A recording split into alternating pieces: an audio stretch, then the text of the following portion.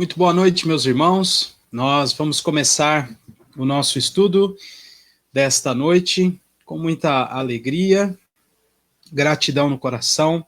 Mais uma semana está se encaminhando para o fim e o Senhor tem cuidado de nós.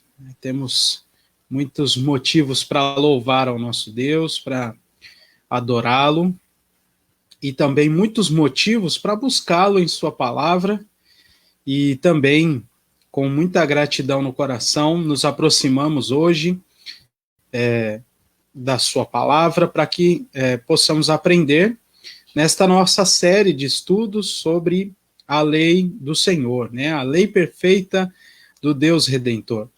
Eu quero cumprimentar os nossos irmãos que já estão por aqui. Alguns eu não vejo, porque só aparece aqui para mim aqueles que fazem algum tipo de comentário. Então, dando aí as boas-vindas ao nosso irmão Adriano, nossa irmã Ana, nossa irmã Jo, Cris, Deus abençoe vocês, a todos que estão nos acompanhando no Facebook, sejam todos muito bem-vindos, estamos felizes por saber que podemos desta maneira nos reunir para estudar a palavra do nosso Deus. Eu gostaria de começar esse nosso momento orando ao Senhor, pedindo a Ele que nos abençoe nesse trajeto que faremos hoje pelo estudo da palavra dele. Então, vamos orar nesse momento. Senhor Deus, nós te agradecemos, como aqui acabamos de dizer, por tua bondade, pela tua providência, cuidado para conosco. Obrigado, Senhor, que o Senhor não tem deixado faltar nada em nossos lares, não tem, ó Deus, deixado faltar nada para a nossa alma, para a nossa fé, e te louvamos por isso. Te pedimos, Senhor, humildemente, que o Senhor continue a nos guardar, a nos abençoar, como tem feito, a nos proteger, Senhor, dos males, dos perigos, e também, Senhor, nos instruir no caminho em que nós devemos andar. Obrigado por este momento de estudo da tua palavra, no meio da semana, estudo que nos preparará também para enfrentar o resto de semana. Te agradecemos pela tua bondade revelada também nessa nossa rotina na igreja de estudo e de encontro com o Senhor. Também agradecemos a Deus por poder, ainda que desta maneira, nos encontrar com os nossos irmãos e, de certa maneira, também matar nossa saudade por conta dos tempos em que vivemos. Ó Deus, continua a nos proteger, a nos mostrar com clareza os teus planos e também, ó Deus, nos dar segurança de que podemos caminhar seguros, mesmo diante das circunstâncias ao nosso redor, porque o Senhor está conosco.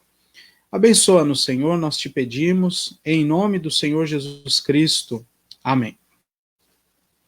Muito bem, meus irmãos, vamos então começar o nosso estudo desta noite, e eu gostaria de pedir a você que abra a sua Bíblia em Marcos capítulo 12.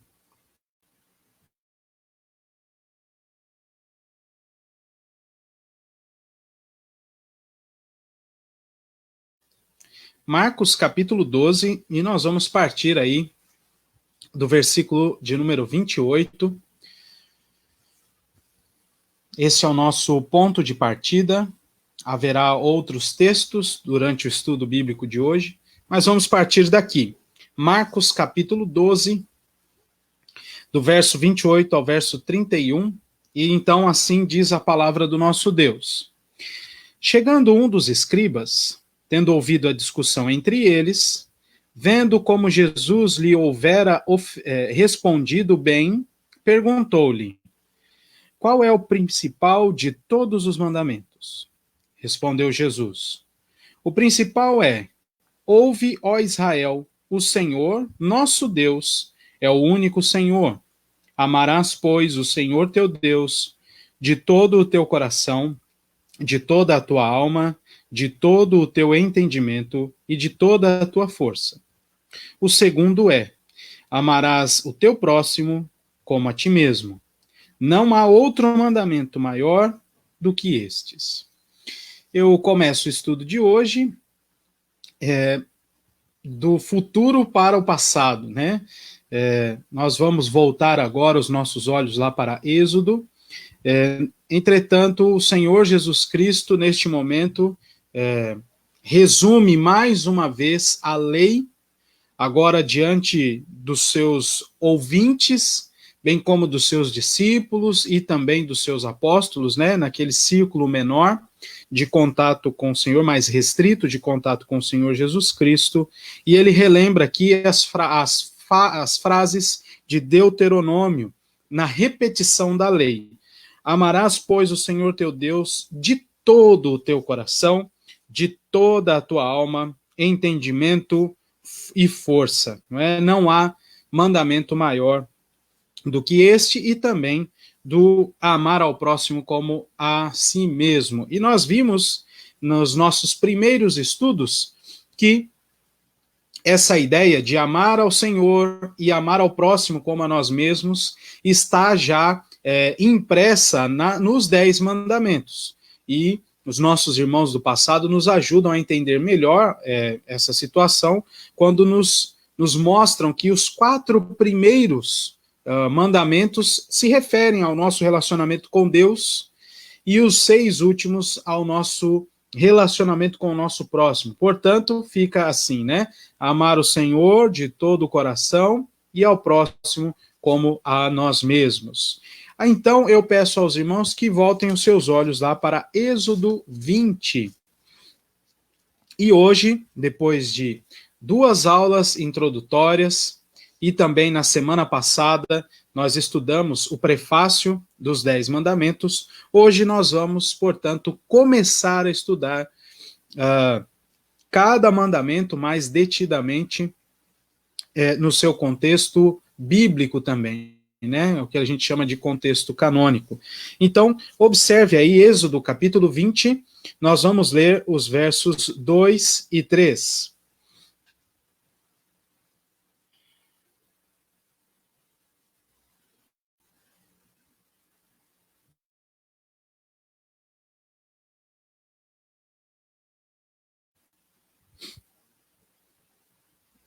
E lá nós lemos assim: Eu sou o Senhor teu Deus, que te tirei da terra do Egito, da casa da servidão. Não terás outros deuses diante de mim. Esse é o primeiro mandamento. O verso 2 é aquilo que nós chamamos de prefácio, de introdução dos 10 mandamentos. E o verso de número 3 é o primeiro mandamento. Não terás outros deuses diante de mim. Nós vamos trabalhar com este mandamento hoje. Eu gostaria de relembrar você um pouco daquilo que nós tratamos no nosso último encontro, né? O prefácio dos 10 mandamentos, esse texto que vemos aí no verso 2 de Êxodo 20, nos ensina que o autor da lei, resumida em 10 mandamentos, é o Senhor da aliança, não é? Nós tratamos um pouco disso, na sua Bíblia aparece aí a palavra Senhor com todas as letras maiúsculas, é uma referência ao nome de Deus, referente à sua aliança com os homens, né? O nome Iavé. Este prefácio também nos ensina, no segundo tópico aí, que o autor da lei, é o Deus do povo de Israel. Né? Essa propriedade que ele separou de todas as nações, que é Israel. Ele diz, eu sou o Senhor, teu Deus. E também mostra que ele é o libertador do seu povo da escravidão do Egito. Então, nós trabalhamos também na semana passada o conceito de graça, fundamentando toda a lei de Deus.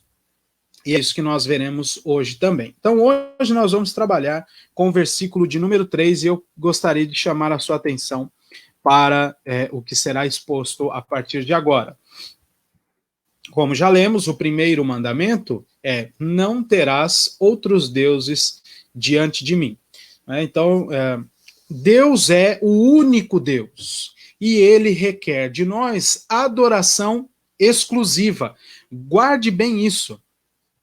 É claro, de maneira resumida, nós vamos ampliar isso a partir de agora, mas eu acho que já serve para você conseguir gravar isso e praticar. Meus irmãos, praticar os 10 mandamentos, por mais que estejamos guardados pela graça no Senhor Jesus Cristo, requer de nós bastante empenho por causa ainda dos efeitos do pecado no nosso coração.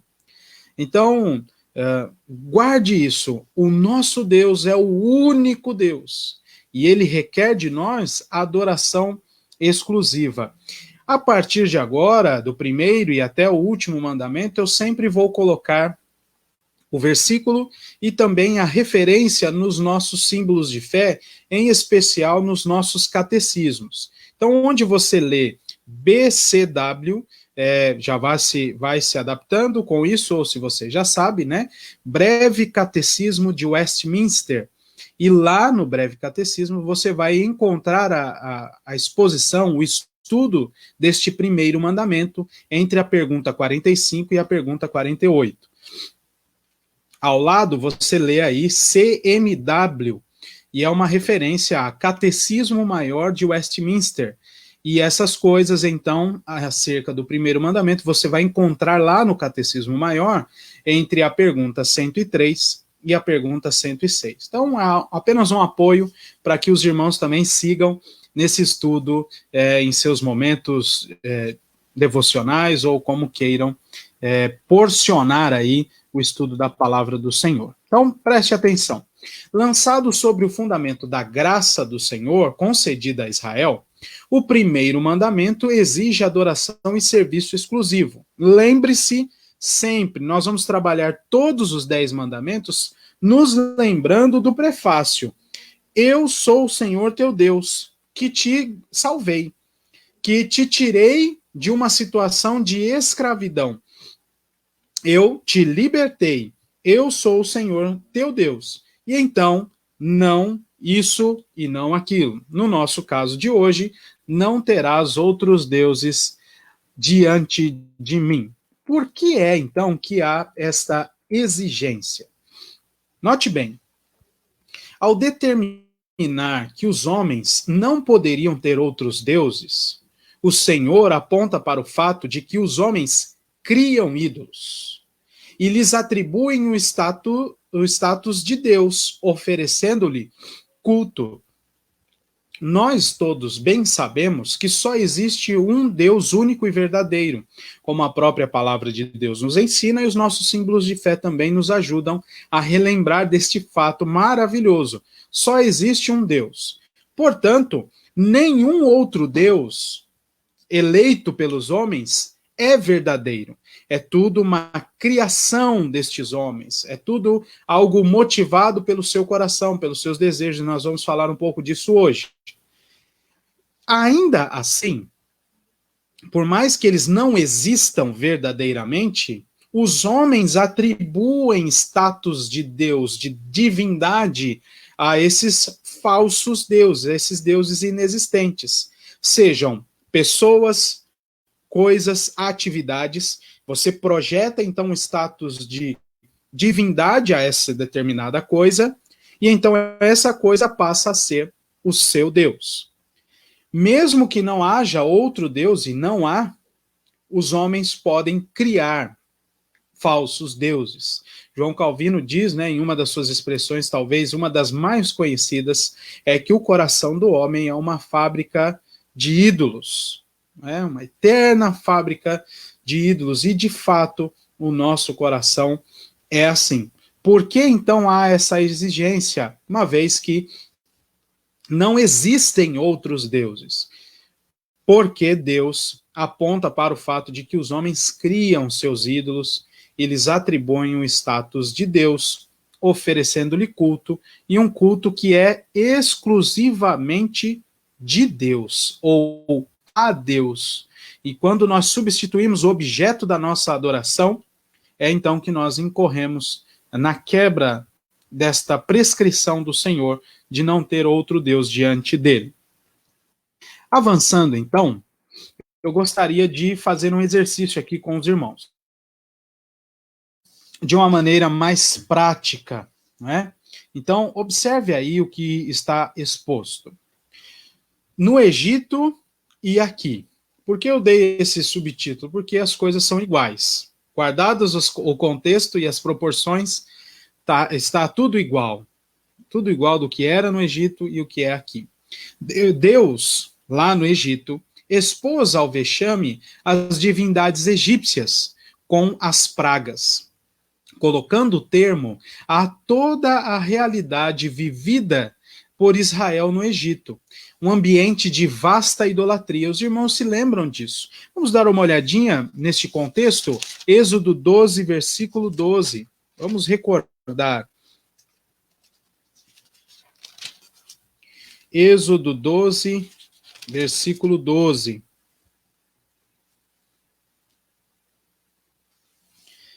E aí nós lemos o Senhor Deus dizendo: porque naquela noite passarei pela terra do Egito e ferirei na terra do Egito todos os primogênitos, desde os homens até os animais. Executarei juízo sobre todos os deuses do Egito.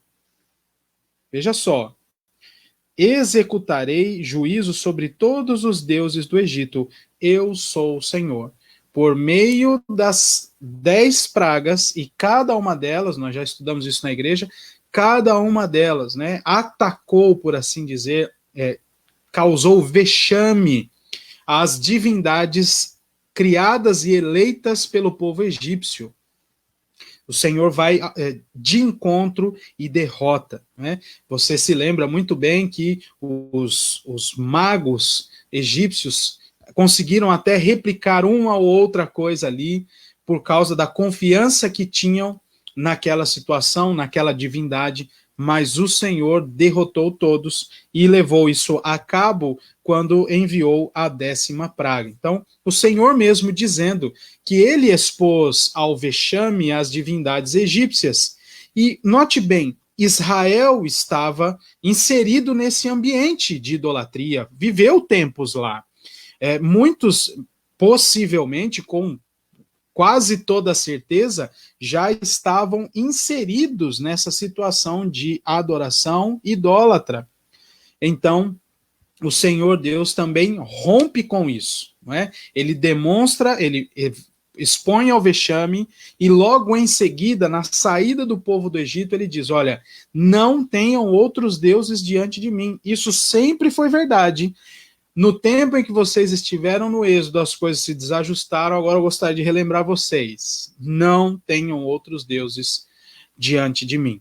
Ezequiel 20, do verso 5 ao verso 7, por favor, é o Senhor relembrando algumas coisas por meio do profeta Ezequiel, coisas lá do tempo do Egito.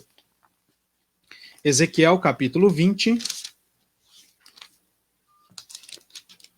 do versículo 5 ao versículo 7. E diz assim: assim diz o Senhor Deus, no dia em que escolhi a Israel, levantando a mão, jurei à descendência da casa de Jacó, e me dei a conhecer a eles na terra do Egito. Levantei-lhes a mão e jurei: eu sou o Senhor vosso Deus. Naquele dia, levantei-lhes a mão e jurei tirá-los da terra do Egito para uma terra que lhes tinha previsto, a qual mana leite e mel, coroa de todas as terras. Então lhes disse: cada um lance de si as abominações de que se agradam seus olhos, e não vos contamineis, preste atenção, com os ídolos do Egito.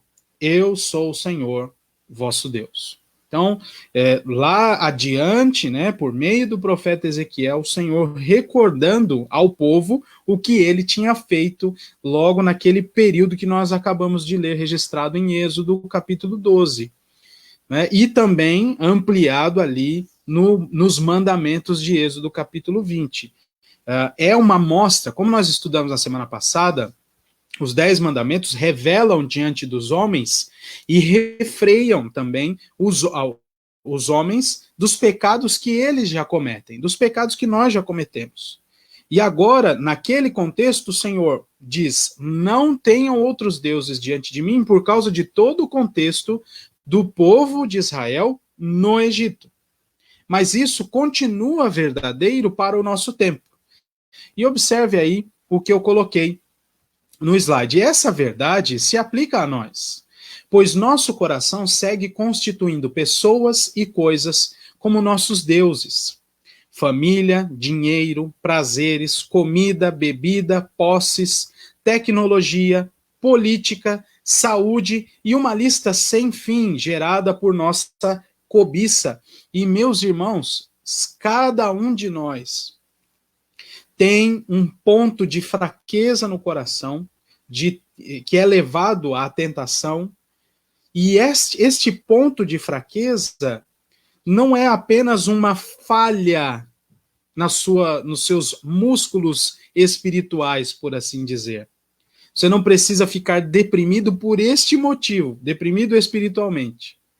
Estas falhas demonstram, na verdade, que o nosso foco está sendo direcionado para outra coisa, para outra pessoa que não o nosso Deus. E aí, quando nós colocamos e projetamos o nosso coração em algo falso e aguardamos desta coisa falsa a solução para muitas circunstâncias da nossa vida, e essa solução não vem, nós então nos vemos como que vazios, frustrados, totalmente frustrados. Precisamos entender, não podemos ter outros deuses diante do nosso Deus. Ele é o único, verdadeiro. Todos os outros são falsos, criados pelo nosso próprio coração, criados numa projeção que nós fazemos sobre aquilo que nós amamos e naquilo em que cremos. Podem ser hobbies, como nós colocamos aqui, tecnologia, prazeres, política, estudo, família, quaisquer coisas. Nós temos esta inclinação pecaminosa de projetar em coisas e pessoas a nossa confiança, a nossa crença, o nosso amor, o nosso desejo e coisas desse tipo. Então, eu gostaria de ler esses textos com os irmãos para ver como essas coisas também se aplicam a nós, né, e se aplicarão a todo ser humano até a volta do Senhor Jesus Cristo. O primeiro texto está lá no profeta Ageu. Ageu, capítulo 1, nós tivemos a oportunidade de estudar o livro de Ageu aqui na nossa igreja, né, numa série de mensagens, e fomos grandemente edificados pela palavra do Senhor. E este texto do capítulo 1 é bem claro em nos mostrar que, desde sempre, homens projetam sobre coisas e pessoas, ou pessoas, esta esfera de culto, né, esses motivos culticos, por assim dizer. Observe aí, a partir do versículo de número 2, Ageu. Vamos fazer apenas um apanhado no capítulo 1. O povo, Deus dizendo do povo, né? O povo dizia sobre as circunstâncias, o Senhor ouviu e agora vai confrontar o povo. Este povo diz, verso 2, não veio ainda o tempo em que a casa do Senhor deve ser edificada. E aí o Senhor diz, verso 4, acaso é tempo de habitardes vós em casas apaineladas, enquanto esta casa permanece em ruínas? Os irmãos se lembram do contexto? Eles estão voltando do exílio, é necessário e tem uma ordem do Senhor que o templo seja reconstruído, mas a obra, após ser lançados os fundamentos, sob os cuidados de Esdras, a obra fica 18 anos parada. E é nesse intervalo que o Senhor anima o povo, antes confrontando, mas motiva o povo a retornar ao propósito central da vida do povo, que é a adoração ao Senhor. Eles estavam com a vida mais, assim, procurando qualidade de vida, note essa expressão, né? Casas apaineladas, a casa já prontinha, o painel, em especial naquela época, painéis de madeira, uma decoração já para casa, já estava tudo prontinho, e eles estavam correndo em busca da própria casa, enquanto a casa do Senhor estava em ruínas. E ele diz isso, o próprio Deus diz isso no versículo de número 9, bem no finzinho: por causa da minha casa, que permanece em ruínas, ao passo que cada um de vós corre por causa da sua própria casa. E aí o Senhor vai disciplinar este povo, os irmãos se lembram, não há saciedade no fruto do trabalho, não há saciedade no salário do produto, né, daquele trabalho, a água não sacia a sede, a comida, o cobertor não cessa o frio. Então, tudo isso acontece porque o Senhor está cerrando as bênçãos sobre esse povo que voltou suas costas para outras coisas, depositou o seu coração, adorou outras coisas que não o Senhor Deus. Vamos avançar para 1 Coríntios, capítulo 10, do verso 14 ao verso 22.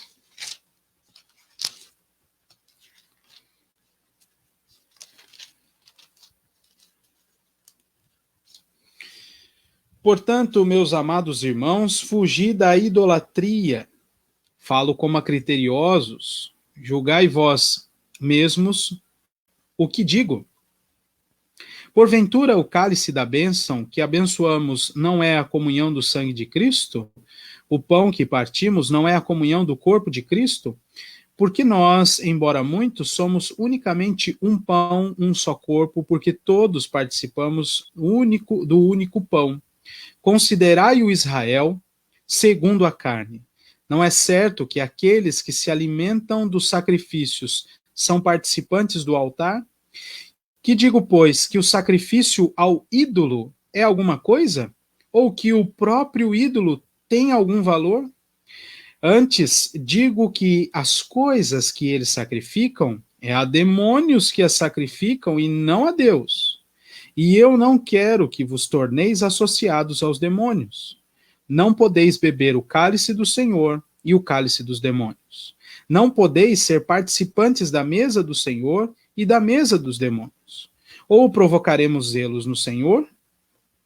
Somos acaso mais fortes do que ele? O contexto aqui era um contexto de ceia, isso vai adentrar o capítulo de número 11, 10, 11, onde geralmente nós lemos na instituição da ceia, né, nas instruções para participarmos da mesa da Santa Ceia. Mas note bem este contraponto que o apóstolo Paulo faz entre o verdadeiro Deus e os deuses falsos. Então, quando nós depositamos nossa confiança e oferecemos culto a coisas e a pessoas, é como se nós estivéssemos oferecendo isso a demônios, porque ao Deus verdadeiro nós não estamos fazendo. E coisas boas, bênçãos dadas por Deus até, que não são pecaminosas, podem ser tornadas como pecaminosas quando nós as tornamos criadores no lugar de criaturas. Utilizando as palavras do apóstolo Paulo em Romanos 1, né? A partir do verso 18. E nós somos bons nisso.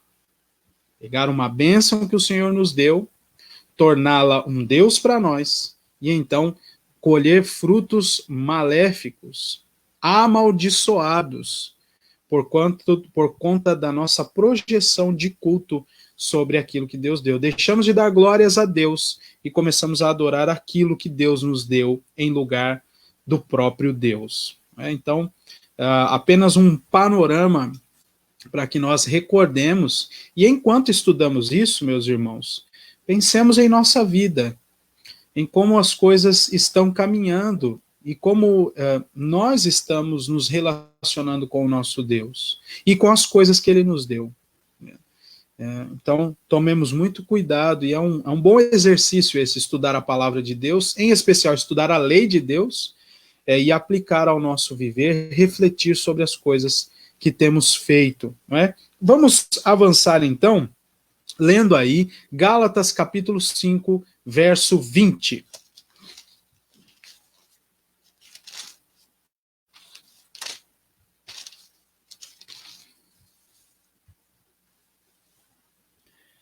Que diz assim: falando das obras da carne em relação, né, em contraposição ao fruto do Espírito, falando das obras da carne, Paulo cita a idolatria, a feitiçaria, inimizades, porfias, ciúmes, iras, discórdias, mas a idolatria está aí, constando no grupo das obras da carne. Então, tomemos cuidado e reparemos nisso. Colossenses 3, versos 5 e 6. Diz assim: fazei, pois, morrer a vossa natureza terrena, prostituição, impureza, paixão lasciva, desejo maligno, avareza, que é idolatria. Por estas coisas é que vem a ira de Deus sobre os filhos da desobediência. Agora preste atenção, como esta situação é muito complicada. Quando nós damos lugar no nosso coração a coisas que não são o nosso Deus único e verdadeiro, nós agimos como filhos da desobediência. E aí está um grande problema. Agora vamos juntar as duas coisas, aquilo que eu disse agora há pouco. Nós recebemos uma bênção do Senhor, estamos gratos por isso, mas com o passar do tempo, esta bênção torna-se para nós um Deus. E aí nós começamos a nos relacionar com aquilo que Deus nos deu, mas com atitudes próprias de filhos da desobediência. Que cena terrível, catastrófica, e é de fato isso que ocorre em nosso viver. Vamos avançar então para a 1 de João, capítulo 2, do verso 15 ao verso 17.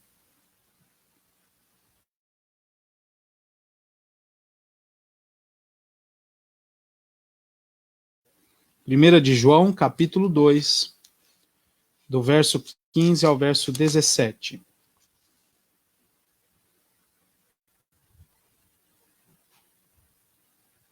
Que nos diz assim: não ameis o mundo, nem as coisas que há no mundo.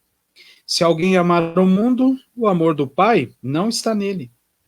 Porque tudo que há no mundo, a concupiscência da carne, a concupiscência dos olhos e a soberba da vida, não procede do Pai, mas procede do mundo. Muito bem. E vai até o 17, perdão. Ora, o mundo passa bem como a sua concupiscência. Aquele, porém, que faz a vontade de Deus, permanece eternamente. E agora vá comigo ao capítulo 5, versículo 21.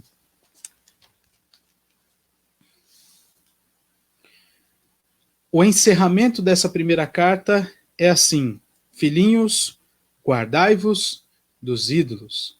A Escritura é plena neste sentido em trazer um alerta ao povo de Deus para afastar-se dos ídolos, para deixar esta motivação para criar novos deuses no lugar do único Deus verdadeiro. Muito bem, meus irmãos, são apenas alguns textos, outros poderiam aparecer aqui também, mas fica aí a motivação para os irmãos prosseguirem no estudo. Eu trago aqui uma citação de um livro, né, de um irmão nosso, Philip Ryken, Os 10 Mandamentos e a Crise Moral de hoje, né, dos dias de hoje. Veja só o que ele diz. Deus simplesmente não reivindica uma parte de nossa vida e adoração. Ele exige que dediquemos tudo o que somos e tudo o que temos ao seu serviço e louvor. Assim, os 10 mandamentos começam afirmando o grande princípio teológico da soli deo gloria, né? Que a gente já estudou bastante também, um dos lemas procedentes da Reforma Protestante: somente a Deus glória. Então, os 10 mandamentos reclamam isso de nós, né? E nos colocam, assim, sempre alertas diante dessa situação. Avancemos, meus irmãos, e agora eu gostaria de olhar com vocês o ensino dos 10 mandamentos, agora categorizado, sistematizado pelos nossos irmãos lá do concílio, né, de Westminster, que são os nossos, que compõem aí os nossos símbolos de fé. Eu vou dar uma olhadinha com os irmãos no Catecismo Maior, tá? Mas lá no início eu já deixei as citações, tanto do breve quanto do Catecismo Maior, para que os irmãos estudem mais profundamente. Então, assim, a pergunta de número 105 é a seguinte: quais são os pecados proibidos pelo primeiro mandamento? O que o primeiro mandamento nos proíbe fazer? Então, a primeira coisa, investigações afoitas. E estas investigações não são inquéritos policiais, longe disso. A questão de investigação afoita, meus irmãos, é acerca dos propósitos de Deus. Os irmãos veem aí, ó, citado Deuteronômio 29, 29, um daqueles textos que a gente usa quando a gente quer fugir de alguma discussão que a gente não tem muito certo assim a resposta, né? As coisas encobertas pertencem ao Senhor nosso Deus mas as coisas reveladas, essas nos pertencem, a nós, aos nossos filhos, para sempre, para que os cumpramos à risca, né? Então, não podemos fazer investigações afoitas sobre aquilo que Deus não revelou sobre nós. E eu sei, há irmãos nossos, há pessoas que investiram praticamente uma grande parcela de suas vidas nestas investigações, né? Há teorias que ainda hoje surgem, né, acerca, por exemplo, da vida e da pessoa do apóstolo Paulo, quem era Pedro, as comunidades, quem foram os autores dos evangelhos, se foram os apóstolos mesmo, ou alguma comunidade de discípulos deles. Essas coisas sempre aparecem, sempre vão aparecer. Porém, o primeiro mandamento, não terás outros deuses diante de mim, proíbe que nós façamos determinado tipo de investigação afoita sobre aquilo que Deus não revelou. E a revelação de Deus para nós, no seu âmbito mais amplo, tem um propósito. O que ele mostra de si a nós é para que nós creiamos e saibamos o que ele requer de nós também e como nós vamos nos relacionar com ele. E o que ele não revelou, não nos cabe. Não nos cabe. E não precisamos investigar, porque o Senhor não nos deu uma revelação incompleta. Ele já nos revelou plena e completamente a sua vontade, o seu propósito de redenção do seu povo, a exaltação da sua glória. Não podemos nos perder nessas investigações. Outra coisa que é destacada lá no Catecismo Maior é que um dos pecados proibidos pelo primeiro mandamento é o pecado de profanidade, né? O sentido de profanar aquilo que é reservado apenas ao Senhor. E nós temos exemplos no Antigo Testamento e no Novo de pessoas que falharam diante de Deus por usar algo que é santo, destinado, separado para uma atividade, tentar utilizar para outra coisa e o Senhor os disciplinar. Isso lá na tenda, por exemplo, no tabernáculo, isso aconteceu por 2 vezes, né? Aqueles homens apresentaram fogo estranho diante do Senhor. Não podemos fazer isso. Uzá tentou ali com toda a boa vontade segurar a arca quando a arca estava caindo, foi fulminado diante dos homens. Davi falou assim, então se esse homem que quis salvar a arca não presta, então eu não sei quem vai ser salvo, né? Os irmãos se lembram disso. Ananias e Safira, já aqui no Novo Testamento, e assim por diante, né? Então, é um dos pecados proibidos pelo primeiro mandamento. Outra coisa, é claro, bem óbvio, né? O pecado de odiar a Deus. Na sequência, o pecado de pôr nossos corações nas coisas criadas e não em Deus. E o pecado também da vã-credulidade, né? E o pecado da heresia. Meus irmãos, nós vivemos tempos em que muitas heresias têm sido levantadas. Eu citei algumas delas aqui, mas isso não é próprio do nosso tempo, isso é desde há muito na história da igreja. E estas pessoas, muitas pessoas na história da igreja foram condenadas como hereges. Mas diante de Deus, isso não é apenas uma condenação humana. Nós precisamos tomar cuidado não que nós sejamos hereges, mas tomar cuidado naquilo que ouvimos, de quem ouvimos. Muitas vezes, e já assim, abrindo aqui o meu coração, né? Muitas vezes já aconteceu muito assim de determinada pessoa falou isso aqui é herético, mas esta coisinha aqui que ela faz ou que ela fala, ou a música que executa, nossa, que maravilha, eu vou continuar ouvindo, eu vou fazendo filtro. Nós temos que tomar cuidado, né? Porque se a base de tudo é uma grande heresia, é um pecado contra o nosso Deus, deve ser abandonado. Isso é um grande desafio para nós, em especial no nosso tempo. O que mais é dito de proibições acerca do primeiro mandamento? Né? O pecado de ser incorrigível. E por que isso é um pecado proibido pelo primeiro mandamento? Isso é claro, é óbvio, né? A pessoa que é incorrigível, ela se torna um Deus para si mesma. Ela se torna sábia aos seus próprios olhos, né? Contra o que a Bíblia nos ordena, por exemplo, em Provérbios capítulo 3, né? Não se faça sábio aos seus próprios olhos, não te estribes no seu próprio pensamento. E muitas vezes nós estamos ali margeando este pecado contra o Senhor, né? De não nos tornar incorrigíveis. Então, nem mesmo a palavra de Deus serve para nos abater, né? Abater o nosso orgulho. Na sequência aí, meus irmãos, e todas as referências estão aí, a segurança carnal, né, é pecado, confiar na carne. Bom, eu vou me conter aqui, tá bom? Para que eu vou me conter. Os irmãos de Balneário já me conhecem, então eu vou me conter. Muito bem, mas há algumas pessoas, né, que confiam realmente na carne, desconsideram, né, as ordenanças bíblicas de fugir da aparência do mal, de estar em alerta, né? Quem está de pé, veja, olhe para que não caia. Tem alguns irmãos que vivem sempre assim na margem do perigo, eles gostam do perigo, e isso aí também nos leva a considerar como essas pessoas veem a verdade de Deus, né? Dizendo para elas não fazerem determinadas coisas, e elas continuam fazendo. O pecado de usar meios ilegítimos, o pecado de confiar em meios legítimos, né? De desconfiar de meios legítimos, perdão, aí é um erro de digitação, e o zelo desorientado também é pecado e foi condenado pelo Senhor Jesus, mais assim abertamente em seus embates com os fariseus, né? Escribas e fariseus.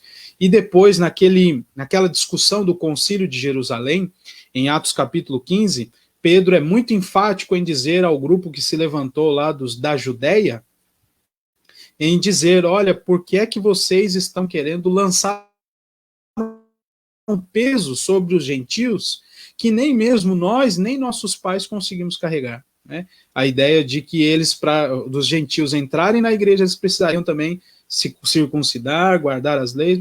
Nem nós conseguimos, vocês estão querendo jogar isso para cima deles. Então, o zelo desorientado também é um pecado proibido pelo primeiro mandamento. Meus irmãos, eu gostaria de olhar com vocês rapidamente o exemplo de Salomão. A vida de Salomão é um exemplo, sim, para nós, nesta relação de não ter outros deuses diante de nós. De bom exemplo, de serviço ao Senhor, de adoração exclusiva ao Senhor, e de péssimo exemplo, né, de entrega à idolatria, projetando sobre coisas, sobre pessoas, em especial no caso de Salomão, o ambiente e o contexto de grandiosidade, de alianças políticas com as nações ao seu redor, isso se tornou algo central na vida de Salomão. Então, por meio dos casamentos, ele conseguia aliança com essas nações, e para que talvez, né, a aliança também não fosse rompida, ele acatava os pedidos de suas esposas, né, e construiu aqueles altos para a adoração aos deuses nativos daquelas mulheres. Então, uma grande tristeza, e ao final ele reconhece, né, que a suma de toda a vida é temer ao Senhor e não mais outras coisas. Então, resumindo aqui o que nós vamos fazer agora, tá bom? São 3 textos e eu gostaria que os irmãos lessem comigo. Primeiro Reis, capítulo 3.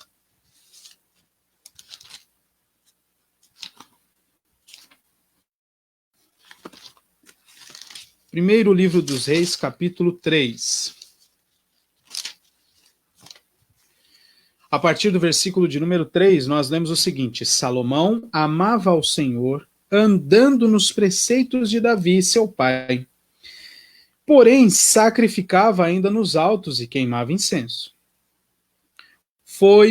E aí eu gostaria de saltar agora para o versículo de número 7.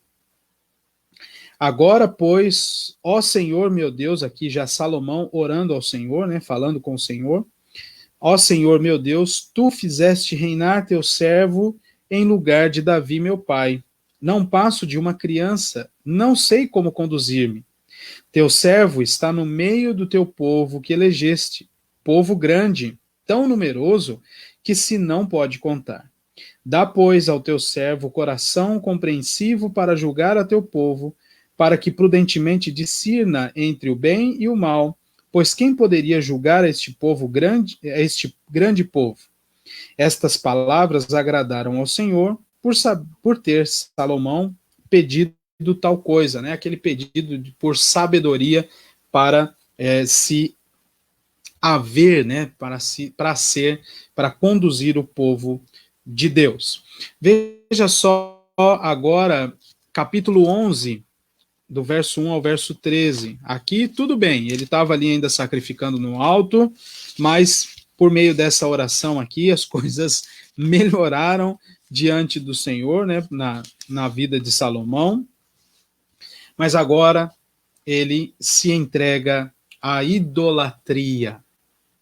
Capítulo 11, versículo 1.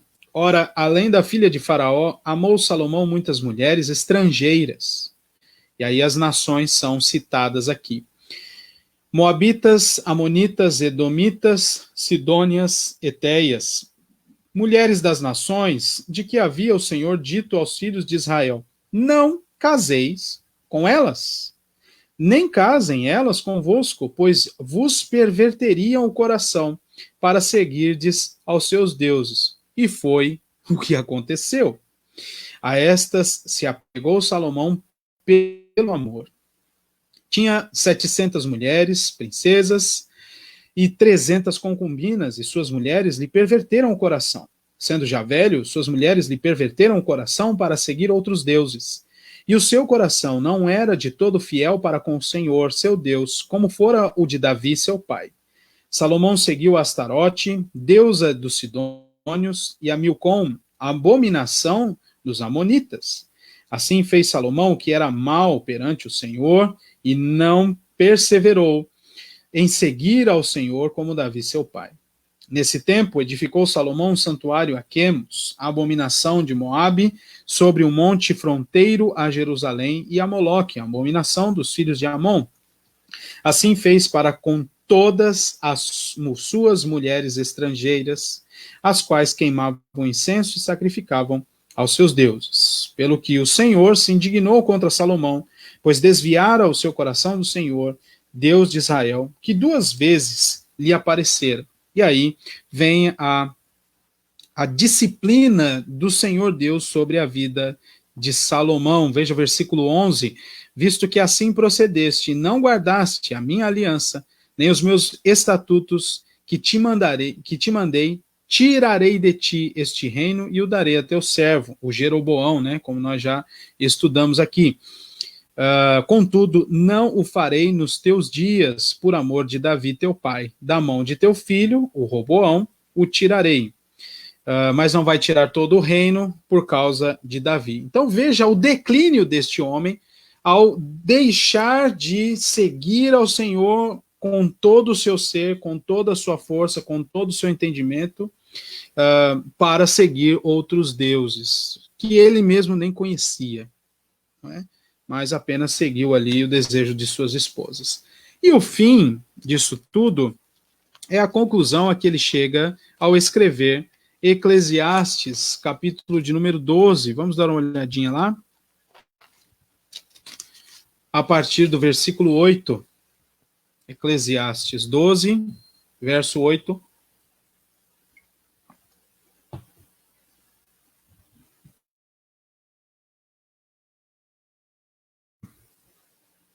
Diz assim: vaidade de vaidade, diz o pregador, tudo é vaidade.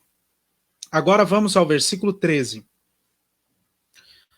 De tudo o que se tem ouvido, a suma é: teme a Deus e guarda os seus mandamentos, porque isso é o dever de todo homem.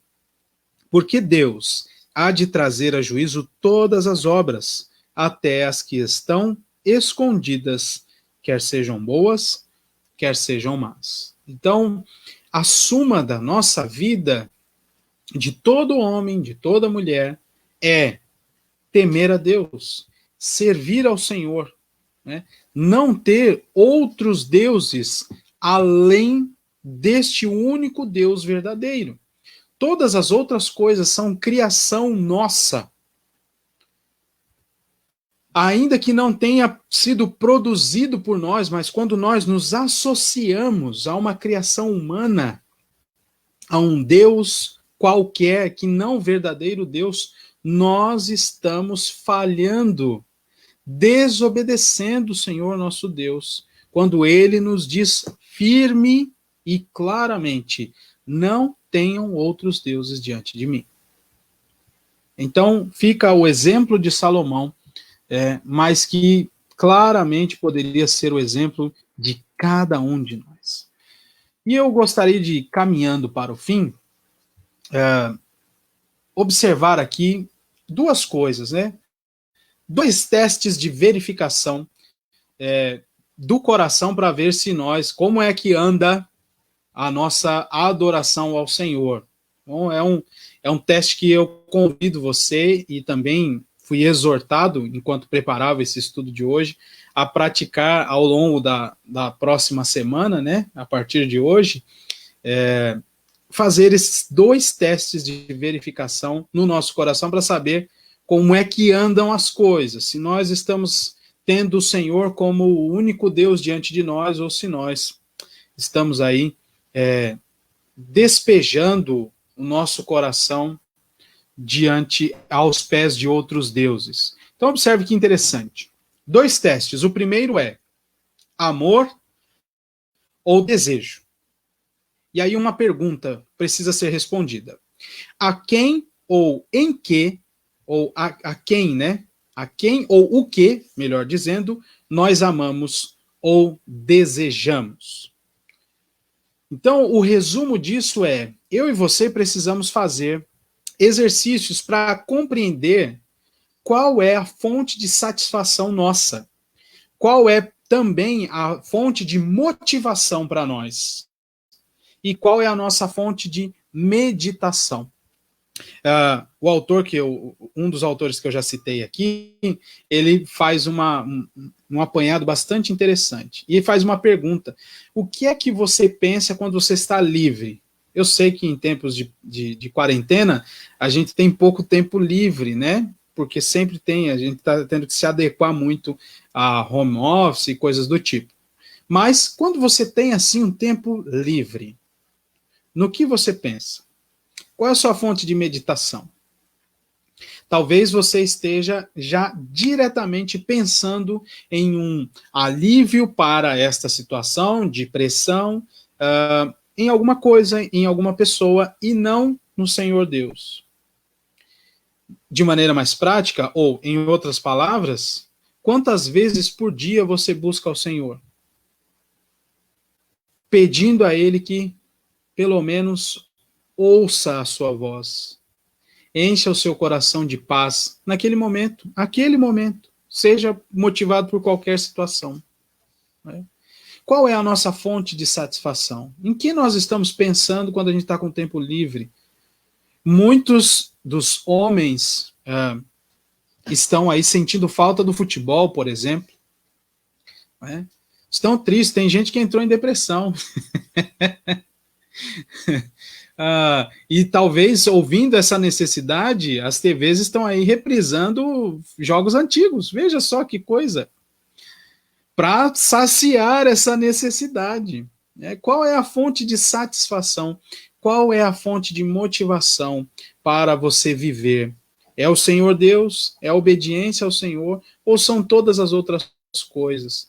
Você não se vê motivado para auxiliar ali a esposa ou seu filho, ou fazer o seu trabalho, mas você se sente motivado para, por exemplo, saciar um desejo seu de assistir TV, de comer determinada comida, de não fazer nada, de ficar na cama até mais tarde. Meus irmãos, notem bem, todas estas coisas que eu estou citando são muito práticas, são da nossa vida, são da nossa vivência, e são, em grande medida, sem exageros, bênçãos dadas por Deus a nós. Como eu disse lá no início, é bem provável que se nós desfocarmos nosso coração do Senhor, que é o doador dessas dádivas, nós vamos passar a adorar as dádivas no lugar daquele que se torna galardoador daqueles que o buscam, como diz Hebreus 12. Nós não podemos nos perder nisso. Então fica aí este desafio para todos nós fazer esse teste de amor ou de desejo, né? A quem ou o que nós amamos e desejamos. O segundo teste é o teste da crença. Em quem ou no que cremos. E para isso, a semelhança do que nós vimos na primeira pergunta, né, que é a fonte de alguma coisa, de satisfação, motivação ou meditação, esta segunda coisa, a ideia da crença, está relacionada ao objeto de confiança, em quem nós estamos depositando ou no que estamos depositando a nossa confiança. Em quem nós estamos confiando? No emprego, nas determinações dos políticos, nos tratamentos, várias e várias coisas. Várias e várias coisas. Você deve, inclusive, aplicar ao seu viver. Qual é o objeto da nossa confiança? Se nessas duas respostas, na grande maioria, a resposta é o Senhor Deus, você passou no teste. E aí você pode sim levantar os olhos e dizer, não altivamente, né, mas apenas uma caricatura aqui, dizer, olha, o primeiro mandamento está ok aqui no meu coração. Né? Eu não tenho outro Deus além do Senhor Deus na minha vida. E eu queria, lembrando em especial deste fator, né, crença, olhar esses dois textos com os irmãos. E nós encerraremos o nosso estudo desta noite. Jó capítulo 31. Veja que interessante as palavras deste texto. Jó 31, do verso 24 ao verso 28.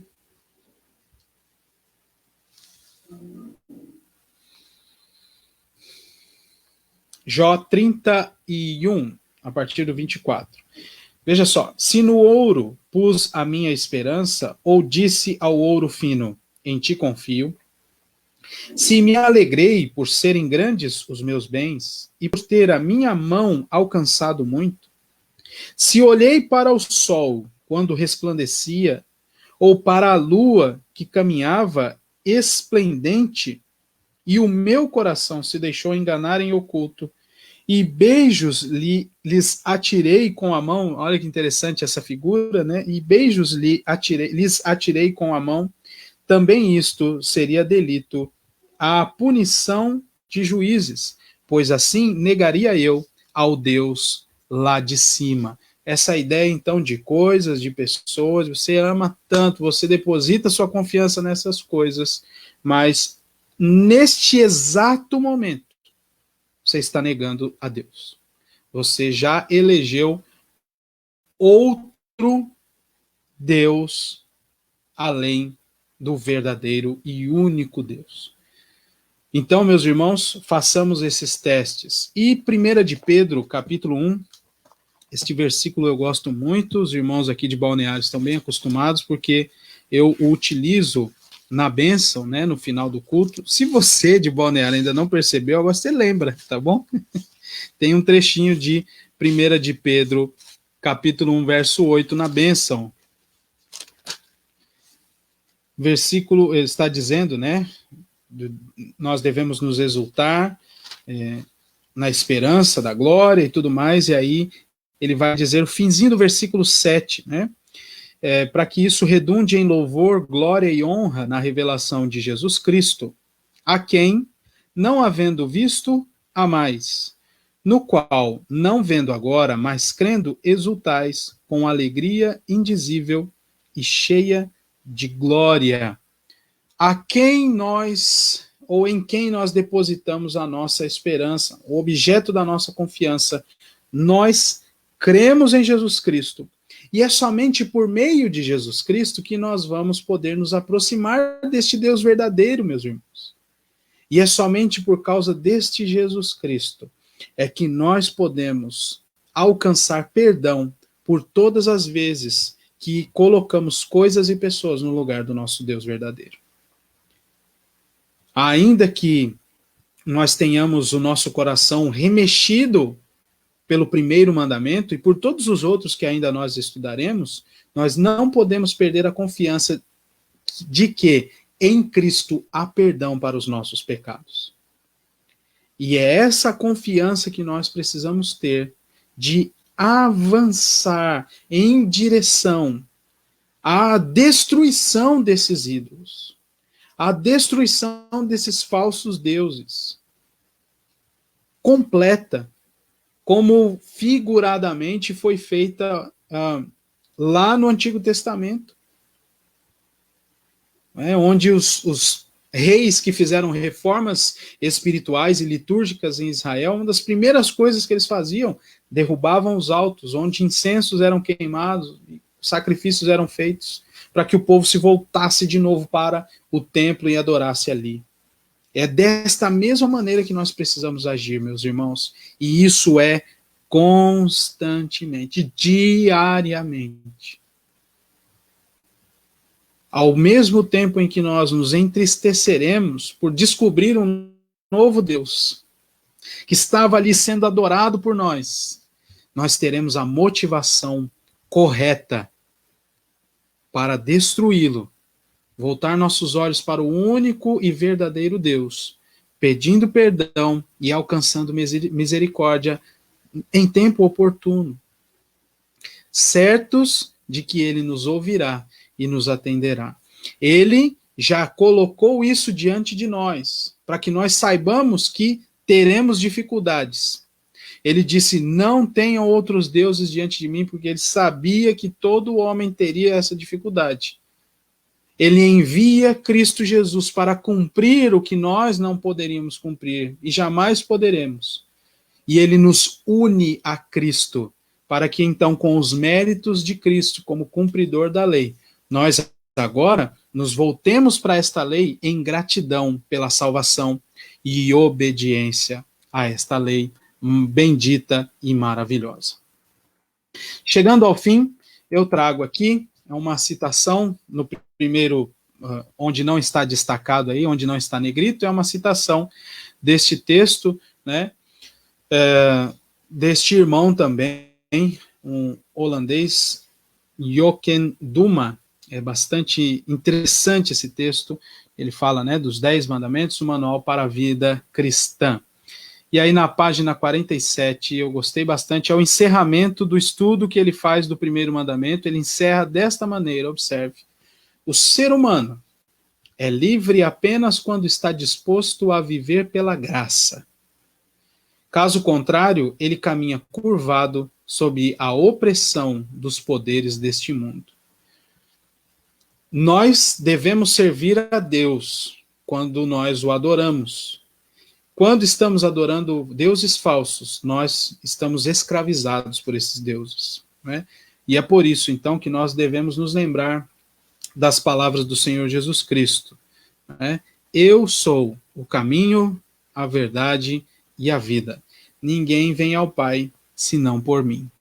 Todas as vezes que nós tentarmos atalhos, né, não utilizando este caminho, que é o Senhor Jesus Cristo, nós não encontraremos o Pai. nós não encontraremos o Deus verdadeiro e nós pecaremos contra Deus, né, contra a Trindade que nos salvou, que nos chamou, que nos salvou e que nos ensina hoje pela ação poderosa do Espírito Santo. Então lembremos disso, né? Enquanto nós nos curvarmos diante de outros deuses, nós nos manteremos escravizados. Mas Deus já nos libertou da escravidão. Deus já nos tirou do império das trevas por meio da obra maravilhosa do Senhor Jesus Cristo. E é por isso que nós devemos nos lembrar que Ele é o caminho, a verdade e a vida. Não há outro meio de nós alcançarmos e de nós vivermos em plena adoração ao único Deus verdadeiro. Vamos orar, meus irmãos. Pai do céu, nós te agradecemos por este estudo. Ó Deus, quantas coisas há em nós que precisam ser transformadas. E nós te louvamos, agradecidos. E até mesmo, ó Deus, descansados de um peso que estava sobre nós. Ao saber que o Senhor nos dá a tua palavra. Que o Senhor nos ensina, ó Pai. O Senhor nos relembra de que tu és o único Deus verdadeiro. E que somente o Senhor deve ser adorado. Então, ó Deus, fortalece a nossa vida para que fujamos das ciladas do nosso coração. E nos dê força, ó Pai, para destruir os altares a deuses falsos que criamos ao longo da nossa vida. Muitos de nós andam como que escravos de coisas criadas pelo coração. Mas te pedimos uma vez mais que, em nome do Senhor Jesus Cristo, o Senhor nos resgate da casa da servidão, como o Senhor fez com o povo do Egito, e nos ajude a viver, por meio de Cristo Jesus, no caminho, na verdade e na vida. Obrigado a Deus por não nos deixar desamparados e por nos relembrar que tu és o único Deus vivo, verdadeiro, poderoso, redentor e amoroso. É em nome de Jesus Cristo que nós oramos agradecidos. Amém. Meus irmãos, chegamos então ao fim do nosso estudo desta noite. Encerramos o primeiro mandamento com a graça do Senhor. Como eu sempre digo, nossos estudos, nossas aulas na escola dominical devem servir para te motivar a continuar estudando com maior profundidade aquilo que nós trabalhamos aqui neste tempo que temos juntos. É muito bom saber que os irmãos estão conosco e foi muito bom passar esse tempo estudando a palavra de Deus junto com vocês. Na próxima quinta-feira nós passaremos então ao segundo mandamento, se Deus assim nos permitir. Participe, convide mais pessoas, é um tema também muito prático, né? Então vale a pena também convidar outras pessoas para que elas conheçam o nosso Deus por meio da sua lei também, ou aqueles irmãos que estão talvez mais fracos na fé possam se firmar muito mais vendo e estudando a palavra de Deus. No domingo às 9 nós faremos a transmissão da nossa escola dominical. No domingo às 18 horas faremos a transmissão do nosso culto ao Senhor e a igreja estará aberta nesta ocasião, né? Às 18 horas é o único evento, é a única reunião da nossa igreja que está sendo presencial, tá bom? É o culto no domingo às 18 horas. Às quintas às 8, transmissão apenas. Domingo às 9, transmissão apenas. Eu gostaria de cumprimentar aqui alguns irmãos queridos e também alguns visitantes. Eu quero destacar aqui irmãos queridos nossos, né? A dona Tereza, o seu Aurélio. Deus abençoe vocês, tá bom? Que Deus os guarde nesse tempo aí tão complicado. Mais uma vez, cumprimentar aqui. Poxa vida, muita saudade, viu? Eudes, Márcia, Isa, Deus abençoe vocês, o Mateus também, Mas o Eudes e a Márcia me viram, gente, me viram pequenininho. Espero que tenham esquecido de algumas coisas que eu fiz. Mas é muito bom ter vocês aqui, viu? Deus abençoe. Cumprimentar a querida Marivete, Deus abençoe. A Isabelle, lá da igreja de Pinheiros, Deus abençoe você. A nossa irmã Neuza, seu Amorim, Deus abençoe. Nossa irmã Dilene, o Ney, a Beth, e os outros também que estão aí, o Denis e alguns outros irmãos que não apareceram aqui nos comentários, mas que sabemos que estão acompanhando pela transmissão. Meus queridos irmãos, uma boa noite para vocês, um bom resto de semana e que Deus nos abençoe. Nós nos vemos então na nossa próxima transmissão. Até lá, Deus abençoe.